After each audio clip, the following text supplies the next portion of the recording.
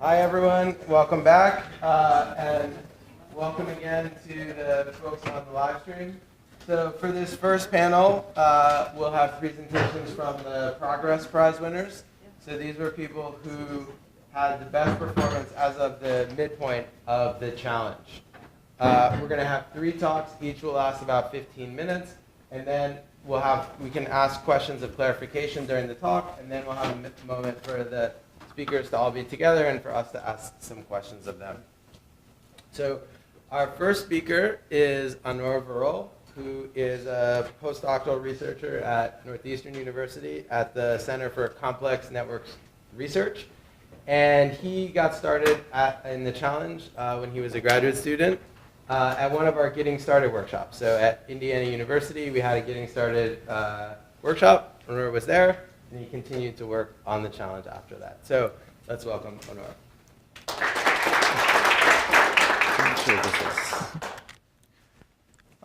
Thank you very much, Matt, for the introduction. So this challenge particularly interesting to me because Matt make a great deal of like the importance of this data and the challenge, and we were like particularly interested the societal impact on studying such data sets. And we are getting more and more similar data sets, the ethical way of collecting such data and using those to understand how individuals' life can be improved is a great deal. And we are getting richer data from mostly social sciences and sensory information and other social network science. So my particular research interest during my PhD is like detecting social bots. So in a way, it is similar. We have been using machine learning models. We want to understand the behavior of different accounts on the social networks. But here the task is like identifying automated behavior versus more genuine human dynamics. In this challenge, we have all these different kids in different time spans, and they are in a way really similar to each other. So that is one of the aspects that make this challenge really interesting to me. And like the social bot detection research, like we can see lots of interaction and user activities, and we have much more granular data. Unlike here, we have only 5 waves of survey data.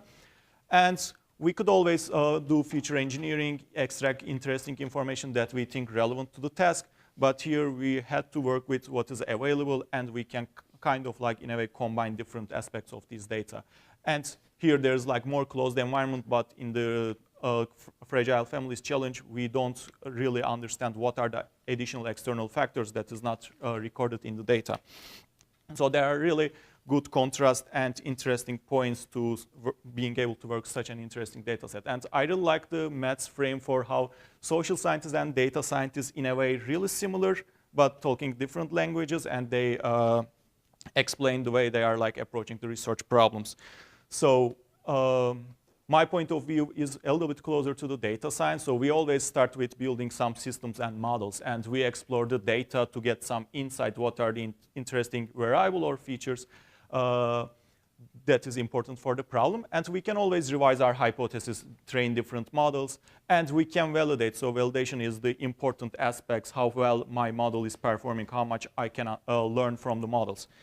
In the social science perspective, we have lots of literature. After I joined the challenge, I realized there are many papers written with this data set, and all these beta heads are somewhere hidden inside all these publications. So the way we do the validation or cross-folding, we kind of like learn different models. But for all these beta heads, we can do meta-analysis. What are the important factors people find out, how consistent they are over the times. So I think there's a rich information hidden there that we should definitely benefit from that. And another interesting thing about this challenge is like we usually like the tall matrices. We want to see lots of instances and very few features in some cases. Here we have more fat data structure. We have many, many features, possibly for me, like not possible by going each feature to understand what they really corresponds to in a sense. And yeah, the number of features are much higher than training data, but there are some nice structures. So we have different waves. So we have 5 different waves that we can look for different time slices. Half of these data almost is like used for training instances. And there are some systematically occurring missing values. These are important cases that we should be able to handle or better understand why they are happening. And another finer grain categories are like the survey respondents, father, mother, primary caregiver, or surveys with the teachers. So my approach was starting like removing some of the features that are missing. I didn't have a chance to put much effort for imputation, but I tried to implement some text-based feature filtering. So I could look for the keywords. So if the description of the features are related to school, performance, education, I could identify those features from these huge 12,000 possible features. And I look also like different waves. Some waves are more important for predicting one category than the others. And also like different survey respondents are revealing much information. So at the end, I realized mother is one of the important factors for GPA. And the type of data, like we could consider different models for different type of information. And most of my models are based on ensemble methods. So the highest performance that I achieved for the GPA, I was using random forest regression. So here I did some cross-validation for the data to be able to like evaluate how well my model performs. And for the other binary categories, I consider like using random forest classifiers. And in a way, these models work is like at the end of the challenge, like a community model. There are several weak learners that are combined together to voting different outcomes.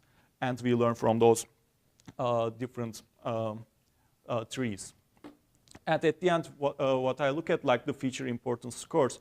So there are some features are more important than the others, and the labels are not clean. And at the end, I kind of like go back and then try to understand what are those. Like the most important features that I realized from this model is Woodcock-Johnson test.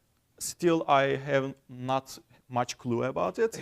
But what I understand reading from the literature is like it is about mother's intelligence and talent for different skills. So this is like something my mother is always saying to me. You get your intelligence from your mother, kind of like she always repeats, and I love you, mom. And the other things like we see is like the mother's household income. Surprisingly, only the sixth most important variable is actually about child's mathematical skills at the fifth wave to predict the GPA in the sixth wave. And so this is kind of like interesting, and we should probably think more about it. And during the competition, I had only a short period of time to participate after Matt presented this challenge at IU. So I submitted my first model the day after he was at IU in April 9th, and I could participate, like submit 11 model up until April 26th. So I tried to get better scores for different categories, the best one for GPA, and I tried to get some good scores for eviction, job training, and material hardship. And there are many things that I could do differently, and yesterday was really helpful to make these brainstorming and discussions for all about it. So I really like this tweet because the easy part of the machine learning is always like fitting the model and predicting, but the hard parts are always cleaning the data, transforming, like building the data set or framing the problems. So things could be differently is like handling the missing data. I pay not enough attention for imputation on missing values. We could better understand features, and yesterday there's like great workshop on how we can cluster these features in different categories, like health-related, education-related, so to be able to capture different insights from the models. And we could definitely put more efforts on like taking time into account, analyzing different waves together, maybe try to put some causality, looking at like the first 3 waves, how much we can learn for the 4th wave, what are the different group of individuals that we can categorize and build separate models for each. And yeah, building hypotheses based on the published work already existing, these hidden beta heads missing in these PDF files. So I think this is a really interesting aspect of it. And I'll be happy to like discuss more and answer the questions. And thank you very much. So our next speaker is Julia Wang. Julia was a student in Coast 424, the undergraduate machine learning class here at Princeton that was taught by Barbara Engelhardt. That was where the challenge got its first debut. And Julia did a great job on our homework problem. It turned into this really amazing research contribution, and she's come back to join us she's graduated and is off in San Francisco, but has come back to present what she learned about the challenge. So thank you, Julia. Great. Hi. So, yeah, as Matt just said, I participated in the Fragile Families Challenge when I was a student here. So today I just want to present both about my approach to the problem and the models and methods that I used, as well as just a bit about my broader experience about participating in the challenge as a student, because I think it was a little bit different maybe from other people's experiences. So first, just a really quick intro. That's me, and that's my partner that I worked with on this project. Her name is Karen, and we both went to Princeton, graduated last year. We also now both work at Airbnb as software engineers. But most importantly, we took Coast for 24 together, Fundamentals of Machine Learning, which is our intro to machine learning class here. We really didn't have any experience with machine learning going into this class. So actually, I remember the very first assignment that we had in the class was a nice, straightforward sentiment classifier. The data was clean, no missing values. Basically, all we had to do was import scikit-learn, and the magic of scikit-learn took care of it for us, pretty much. So we were pretty overwhelmed to suddenly have to work with the Fragile Families data set for a second assignment. Yeah, basically importing scikit-learn was no longer enough, and we lost a lot of sleep. But in the end, we really just used, I think, a combination of pretty simple and what we thought were pretty naive methods. And we just tried to iteratively improve upon each model we made, tried to reason about it intuitively and see how we could make it better. So I'll just talk a little bit about what we did with the data. So as a first step, we kind of looked through the columns and made sure to drop any ID number columns, because those are obviously useless. And then we also dropped columns with 0 entropy, so just columns with only one unique response. And then also we decided in the end to drop columns with majority negative responses and with majority missing responses. Kind of an interesting note about that, we found that missing data didn't seem to be extremely informative. We were doing this as a project for class, and we were very tired and up late. And we also weren't really aiming to win the competition or anything. We just wanted our models to train fast so that we could get results and go to sleep already. So when we saw that dropping features with a lot of missing responses sped up our model training time and didn't seem to affect the performance too much, we just kind of went ahead and did it. But I think in hindsight, we definitely could have done something more robust with that and maybe improved our performance further. So the next thing we did was to separate the categorical from the continuous variables. There didn't really seem to be a good way to do that very reliably, so we did a sort of heuristic from looking at the survey data, the survey questionnaires. We thought we would categorize features that have more than 15 unique responses as continuous variables and less than or equal to 15 unique responses as categorical. And that seemed to work okay. And then we imputed missing values of the categorical data with the mode, and the continuous data, we imputed missing values using the mean. And then finally, so that we could use the variables altogether, we one-hot encoded the categorical variables, which actually resulted in a humongous explosion of features. Like we had just thousands and thousands of features after we did that, which we tried to take care of in our methods or models. So with our models, we kind of first started by importing scikit-learn and just trying a ton of different things. In the end, we thought we really didn't want to just focus on making a really predictive model. We also wanted it to be informative and interpretable so that we could make some more conclusions from our results and have more to write about in our paper. So while we tried a few different approaches, we ended up having the most success with linear models, which we then enhanced with further feature selection. So here you can see we basically tried the textbook set of regression methods. And it kind of went along with the challenges we saw in the features. For one, there are many variables we suspected would be collinear, such as the mother, father, caregivers' responses to the same question would probably be very highly correlated. So ridge regression seemed to make sense for regularizing that. We also knew that we had a ton of features, so we wanted to try lasso to obtain a sparser model. And we did find that lasso performed better than ridge.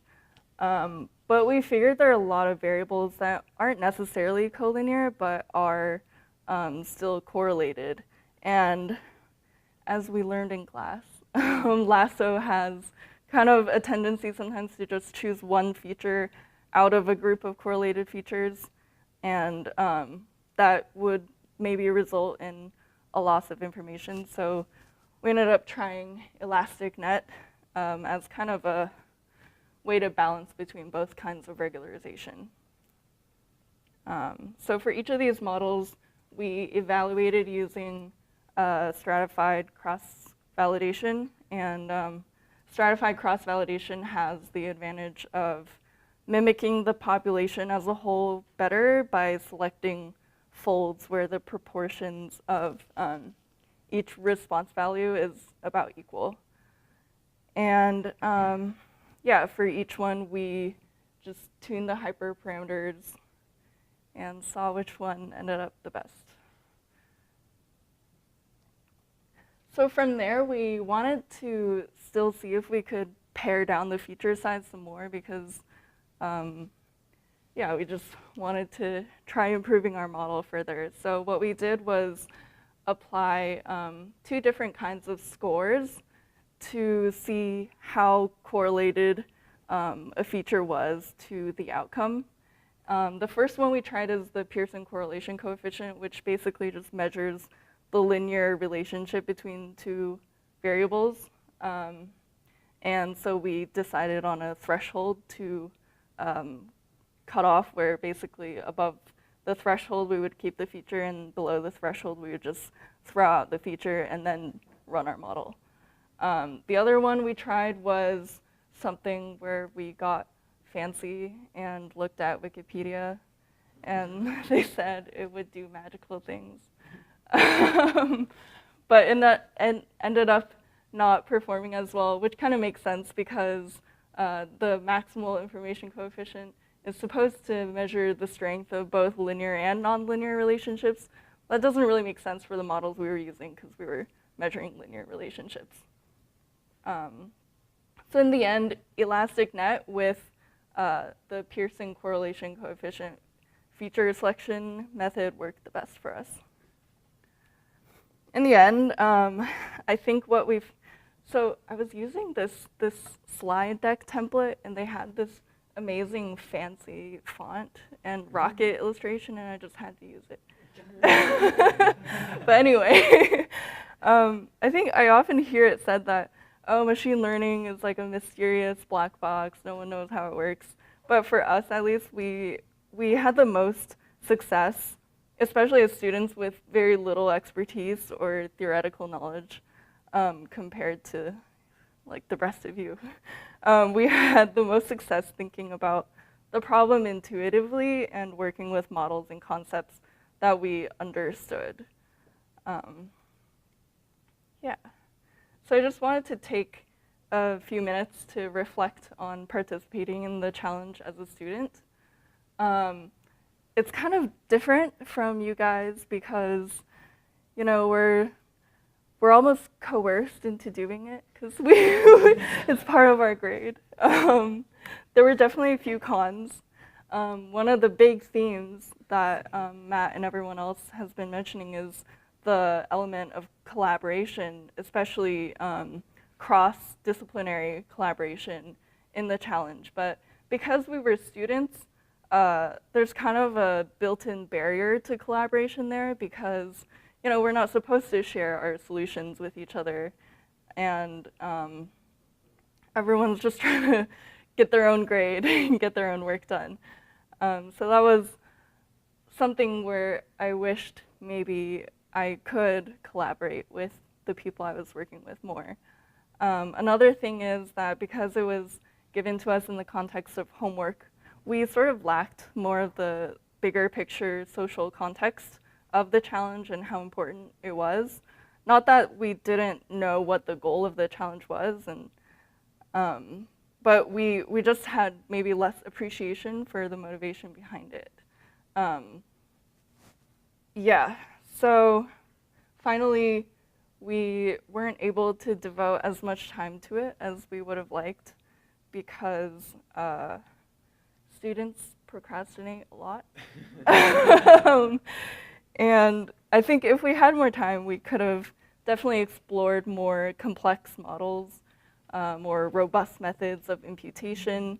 I read some of the blog posts about imputation missing values and thought some of those approaches were really cool. And yeah, it would have been nice to have more time. We pulled a lot of late nights to finish this in time. So if I'm being honest, we were kind of miserable while we were doing it. But now in hindsight, looking back, it was definitely really, really valuable to work on just a real world data set and problem in a class. I think that's really rare. And we definitely learned much more from having to clean the data, get a little bit creative about our methods. And while we didn't continue our work on the challenge for our final project, we did feel inspired by the challenge to do a project on something with practical use and more social implications. We ended up doing a project about crime prediction based on San Francisco crime data. And also I just wanted to say, like, I mentioned earlier that both Karen and I work as software engineers at Airbnb. And it's kind of rare as a software engineer in industry to feel like our work goes toward anything other than helping our company make money. Not that I don't love my company. They're not paying me to say that. But you know, it's really valuable to have this kind of opportunity, and I'm very grateful to have had the chance to participate in a project that can make a real impact and even possibly affect policy decisions in the future. And I'm really excited to see where it goes in the future. So I wanted to end with this. Oh, you can't really read it very well. But the conclusion from here is machine learning takes a lot of resources. We were running bootstrap cross-validation to try to get some confidence intervals for our models. And we were sampling 1,000 data sets for each model that we did. And we accidentally took up all of the cluster resources. So I'm sorry if we interrupted anyone's work during that time. Great, thank you.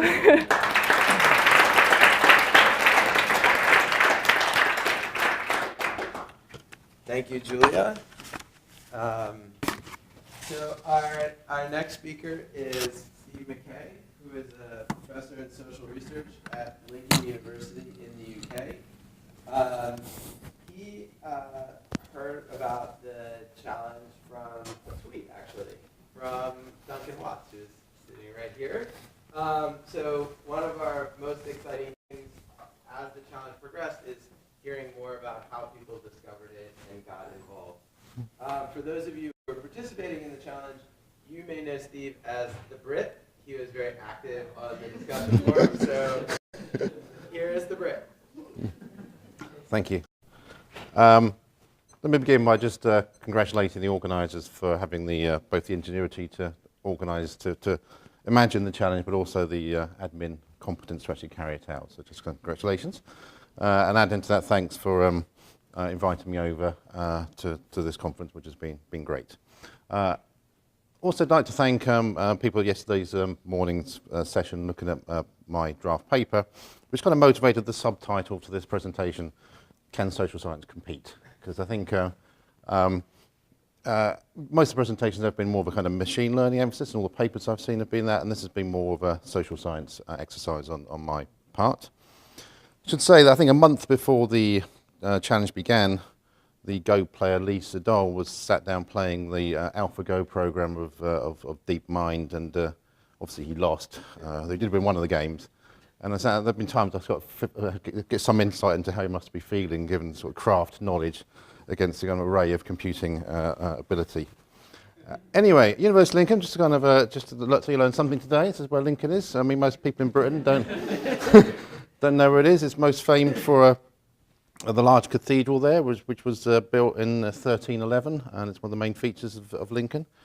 It's only had a university there for the last 20 years, and I was kind of hired to help with their research development. And I thought this challenge would be an opportunity to get a bit better known and get some kind of something in a more international for Lincoln. In terms of my personal background, I did undergrad economics and philosophy at Oxford, and the statistical highlight was a two-variable linear regression. That's as high as it got. But I mean, I did graduate in the 1980s, so things hadn't really moved on. So most of the knowledge I bring statistical has been stuff I've gained subsequent to that. And just a quick reminder of the kind of standings. In terms of the final leaderboard, I'm here because I won the Progress Prize for layoff, but if you look at the final standings, it's a different model was second for layoff, and a model was about seventh for material hardship. Just to sort of say very briefly, the material hardship model uses about 25 features, variables. If you compare the layoff one, then we'll hear later from the Pentlandians, and I think I don't want to, they'll say what they did, but they essentially used all the features. The model, which was only a tiny bit worse, uses 4 features. So we're talking about how you can do a model with 4 features and get almost the same predictive accuracy as one that uses essentially all the data.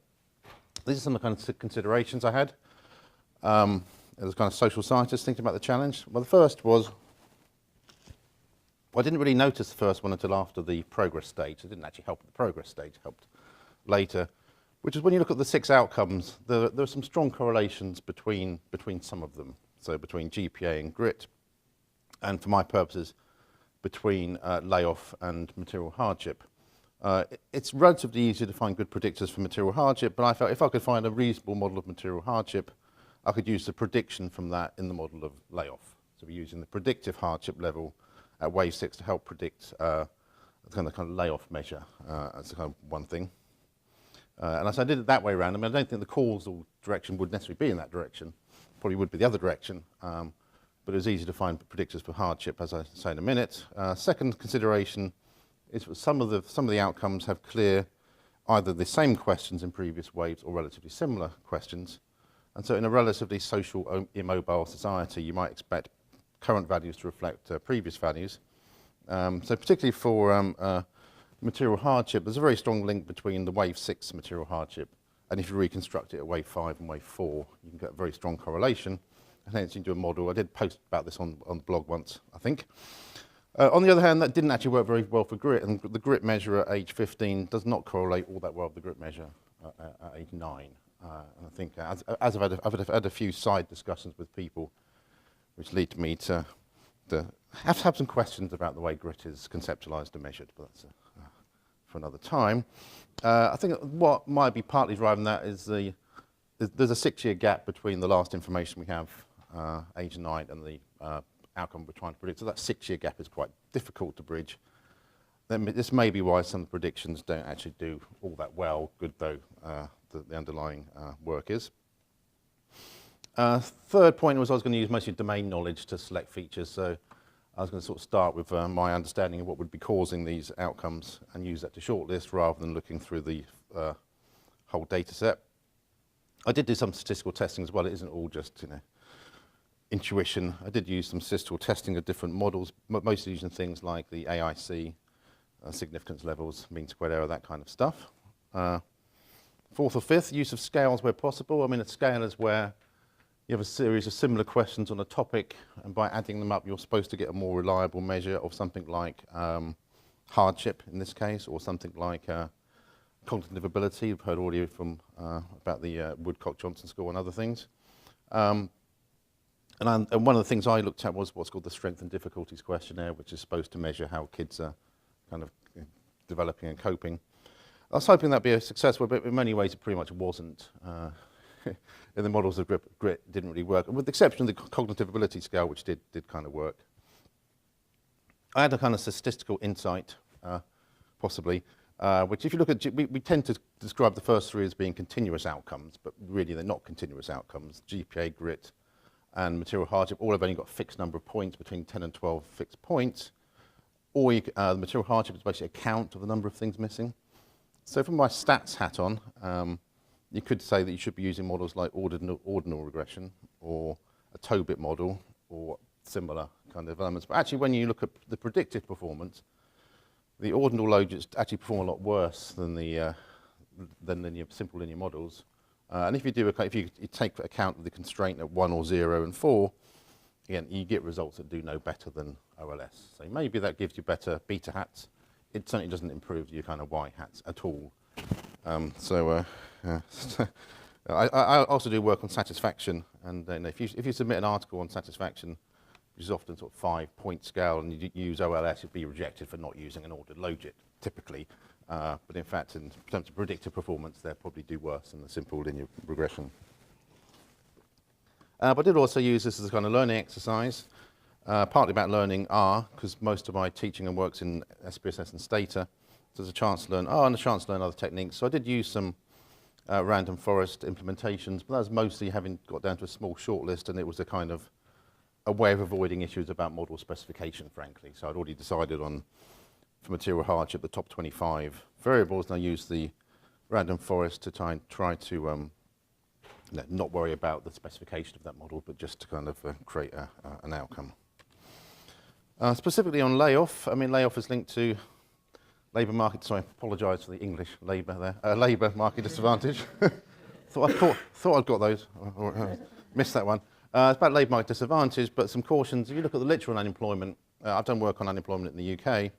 A lot of unemployment is around the younger age group and the older age group, so the relevance of a lot of the literature to families with kids is less apparent, so you couldn't necessarily use it that readily. And second, that to be laid off, you actually have to have a job in the first place, so it can't be about the most disadvantaged out there, because if you're the most disadvantaged, you're possibly on welfare, you may not have a job. So that often means there's labour market disadvantage, but not at the extreme end, because that group typically wouldn't be in work. So what I was looking for more precarious position in the labour market, lower levels of human capital, possibly thinking about discrimination, why people might get laid off. In principle, why the labour market shocked? You could have certain cities that were more adversely affected than others, certain occupations, but in the challenge we couldn't actually know what they were. So it was more of a kind of, you knew it would be important but couldn't really do much about it. And last, as others have said, the outcome variables based upon the primary caregiver, we don't actually know who the primary caregiver is at the final wave, although in 90% of the cases it's likely to be the mother.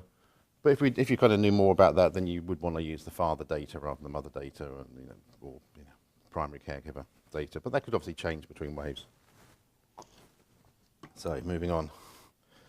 So I did a quick bit of analysis, to actually look at the features a bit. What I thought I knew about America was race would be important. On average, the layoff proportion was 21% of the valids, and that's somewhat higher for the black non-Hispanics, 25%, and significantly lower for white non-Hispanics at 14%. So on a bivariate basis, race looks like it's be important.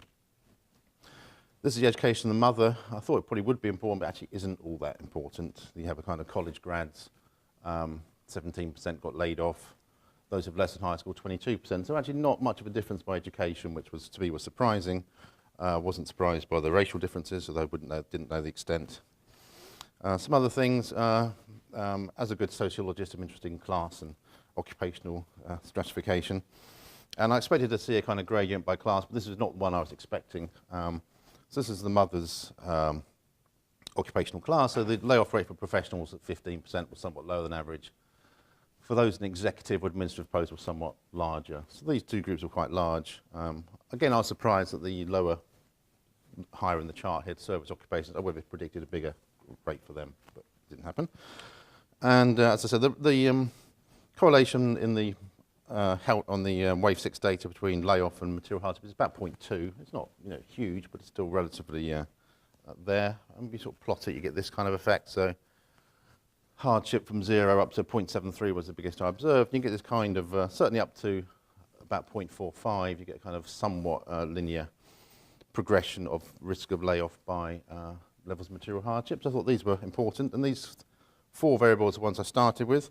I mean, I did look through the whole data, and you can find other correlations. So there's a question at wave 3, how often do you argue with the father of the child? And if you always argue with the father of the child, then you get a really big chance of being laid off. But again, that's hard for me to interpret, unless you're, arguing because they're always being sacked from their jobs. But I mean, you don't know why they're arguing. And this actually found this in my work, but it's also in one of the papers. You get a strong correlation between whether you take your kid to the toilet before bedtime routine. Again, if you do, I don't know if it's good or bad parenting, you get kind of 33% layoff and sort of 17% if you don't. So there's this kind of rather curious link, which is kind of like, again, it's hard as a social scientist to justify. And on the one on the right, there are reasonably large sample numbers in this. It's not mostly missing. There's lots of information there. But again, I put 3 question marks there because, as someone who teaches it, you just say, oh, it's just a spurious correlation. So I actually didn't use that kind of information. So this is the final model. It's a simple logistic regression, just a logic regression. Nothing unusual about it. And these are the kind of 4 variables. The variables we have are the prediction for material hardship, the mother's income at wave 5, the fact the father has a 0 income, and the fact the mother's in executive stroke administrative occupation. So just those 4 variables. And that gets you to second on the held out data. A bit of reflection. What was I thinking? I think quite early on I started using income. It's one of the constructive variables. But in all likelihood, I probably would have been better to use earnings, because why bring in child support and welfare payments into this? So it probably should have been used in earnings. Second point is the coefficient of form material hardship I thought was big, but it's even bigger than it looks because these are coefficients, not odds ratios. In odds ratio terms, it's huge, really, really huge. Although most people have 0 or 0.1 or 0.2 hardships. So I probably should have investigated further.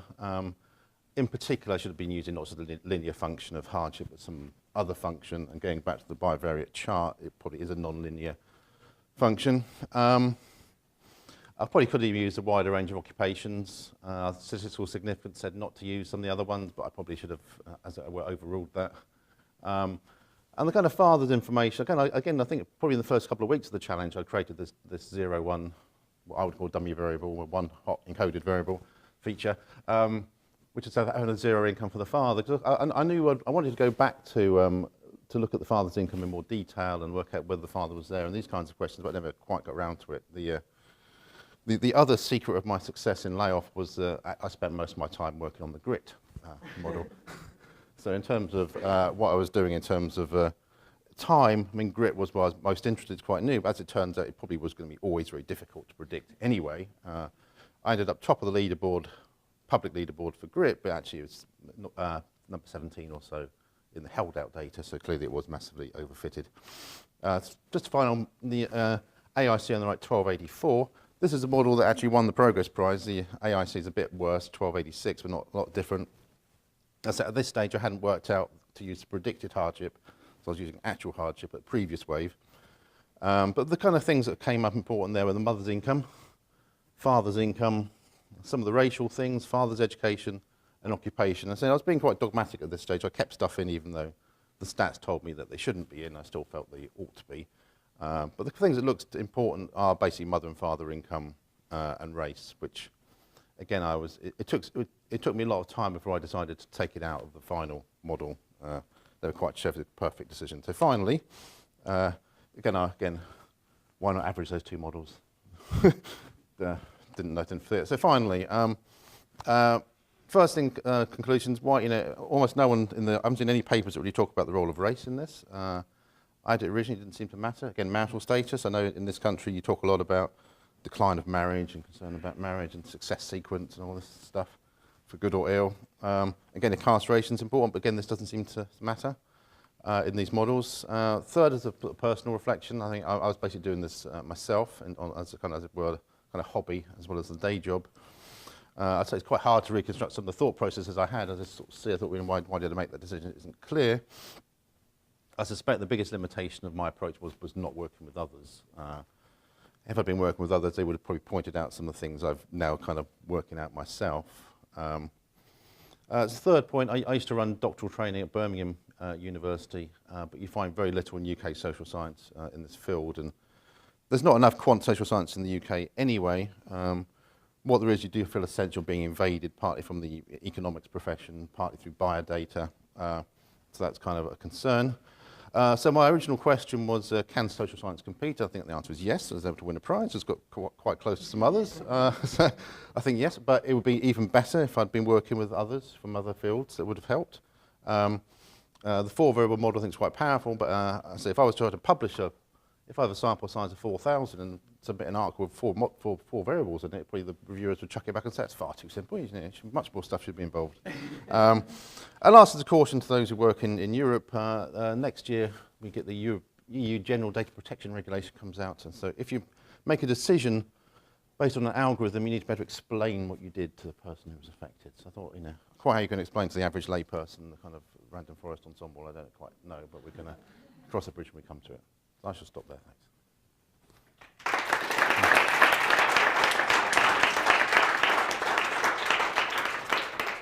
So now we're going to have the speakers come up and Thanks for the time.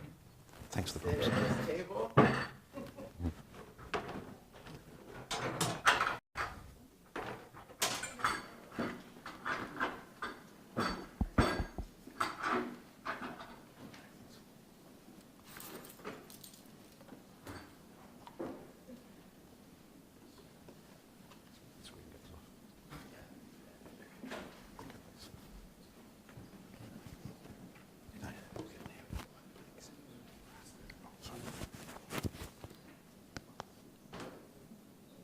We saw a number of, so those were great presentations, and I think there were a number of interesting themes that came up across the presentations that the speakers all handled differently, in part because of the difference in the context in which they were participating or their disciplinary training.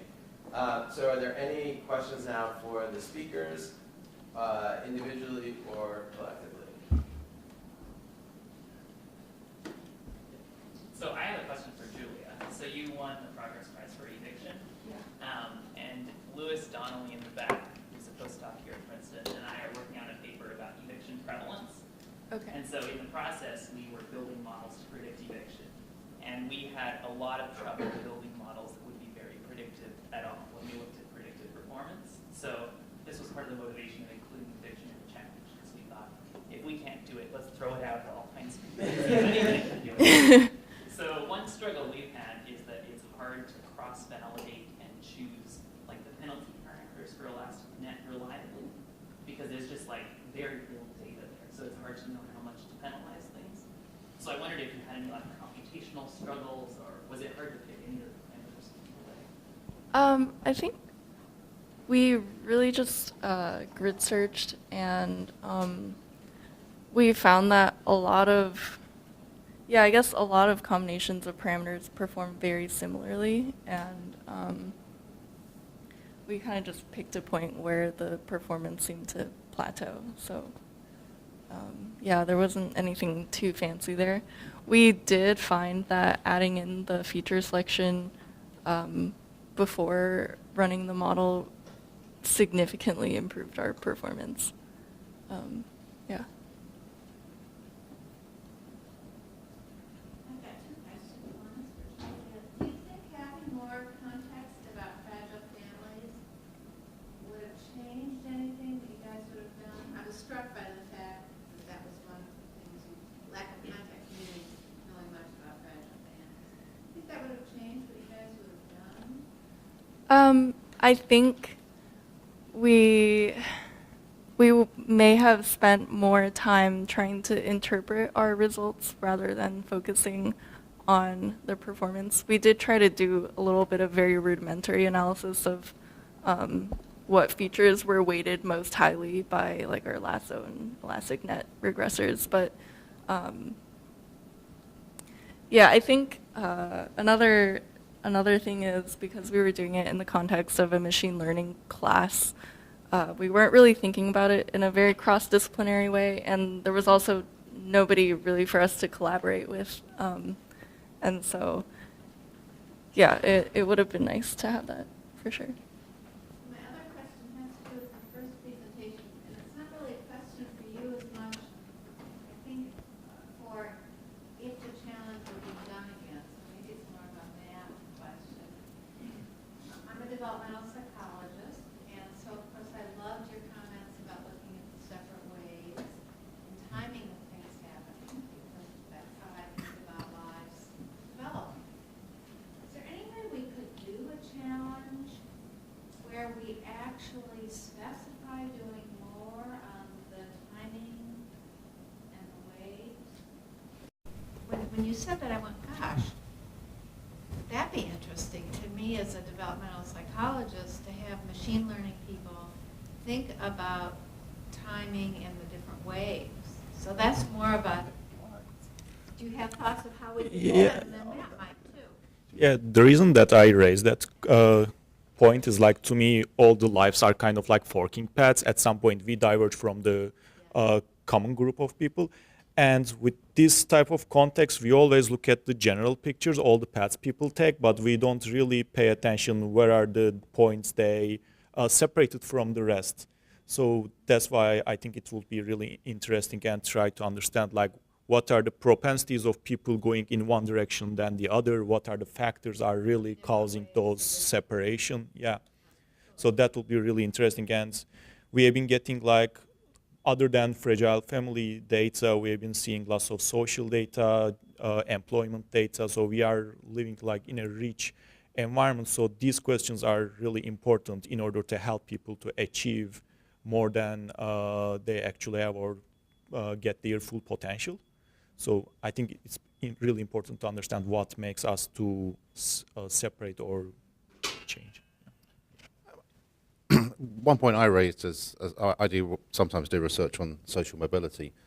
So my kind of interest would be how much could you predict age 15 outcomes just by knowing what happened at birth, how much people's fates are determined at that early stage, how much worse would the predictions be if we only had the wave one data rather than the subsequent waves.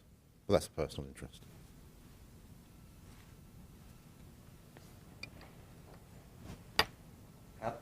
So I have a question for all three of you. So a common theme that I noticed between all of your presentations was that you all mentioned that you wish you had more time to work on the challenge.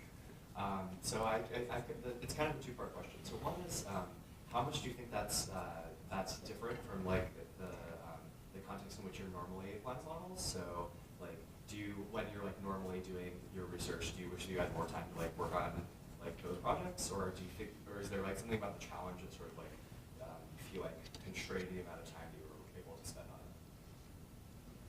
it? I can start from there.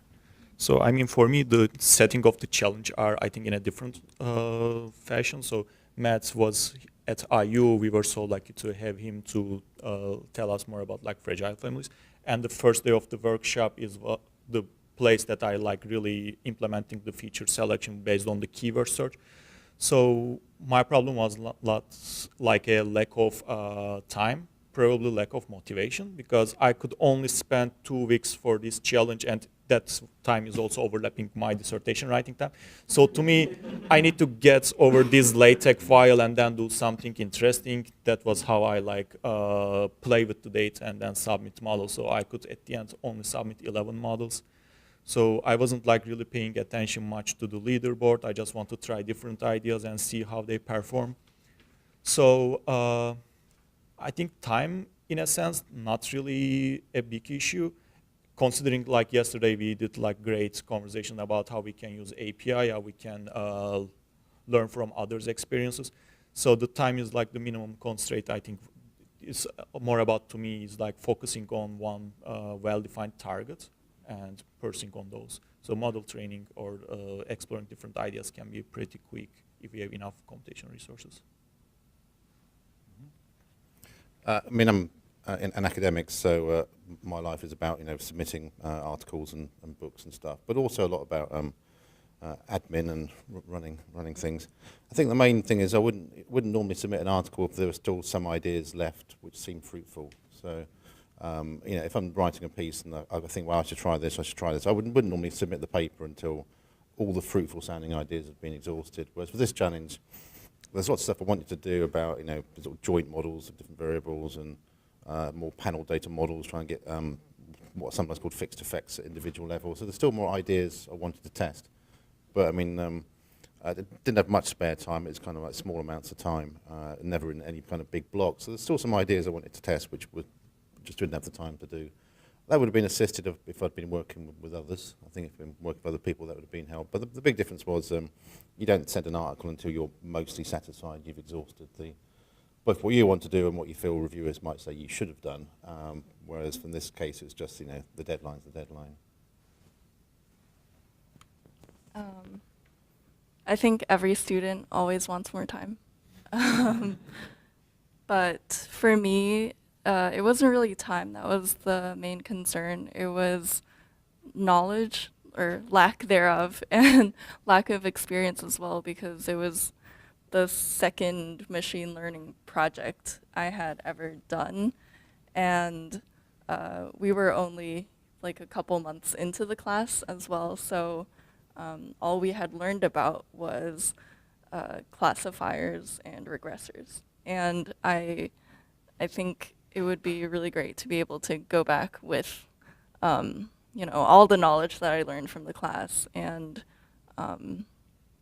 be able to apply all of that. Yeah. Were you able to take advantage of the geographic variation of the kids in the data to look at how that impacted their outcomes? I mean, you can imagine over the course of this study, kids who grew up in the Bay Area or Seattle or Boston or places like that could have fared much differently just because of the environments they lived in than kids in Detroit or Chicago or Cleveland or some other Rust Belt cities. And do you think about that at all in what you're trying to do? Well, I think I think the answer for a lot of us is we would have liked to have done, but in practical terms, the information about region was not provided as part of the data, so we couldn't. Having said that, I mean there are some questions in there around weighting and whether you're part of the national sample, which I know some people did use in their models, which may be associated with that. But I don't know if Matt wants to say a bit more about the. I was just going to say about the Sarah mentioned a number of additional data sources that can be attached to the study that were not included in the challenge. So one is the geographic information and one is the genetic information. And so I think one of the major open questions is how much of that white space, how much of the unexplained variability could be picked up by this other data that we did not feel comfortable releasing as part of the challenge. But that data is available to interested researchers. There's an application process, and if you have appropriate data protection plans and if you're overseen by an IRB, and there are a number of other conditions.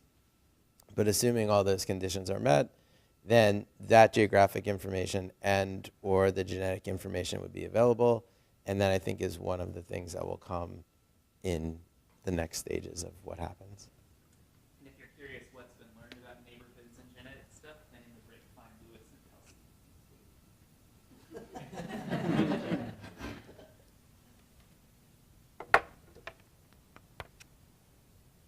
I have a, oh, go ahead. A technical question. So if I understood correctly, for Rucha, so you use random forest, right? And then which works very well in image classification. So like I'm curious about when you throw the real world social data into the random forest models, what's the typical problems that they have met, and like how you avoid overfitting? Like any typical one? I mean, I tried other methods also for the challenge, but usually I like random forests, and the reason that is good for me is like it's a little bit more robust in terms of the overfitting. So this is one reason that's usually preferred. And other than that, I'm not really a fan of methodologies or models. I was looking for more like interpretability of result, which random forest is not as good, but at least at the end I kind of see some of the feature importances to navigate my decision making.